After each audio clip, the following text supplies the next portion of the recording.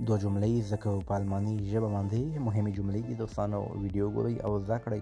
وایي زما جامې ومینځه، زما جامې ومینځه. په الماني ژبه چې موږ کله چاته وایو څنګه وایو؟ داسې وایو wasche meine Kleidung، wasche meine Kleidung. وایي زما جامې ومینځه. که مونږ بیا چاته وایو زما جامې په ماشین کې واچوه، زما جامې په ماشین کې واچوه، د کالو مینځلو ماشین. Stecke meine Kleidung in die Maschine، stecke meine Kleidung in die Maschine. زما جامې په ماشین کې واچوئ. او که موږ چاته وایو ما ستا جامې مینځلې دي، ما ستا جامې یا کالي مینځلې دي، نو دا جمله په الماني ژبه څنګه وایي؟ تاسو یې په کمنټ کې ولیکئ.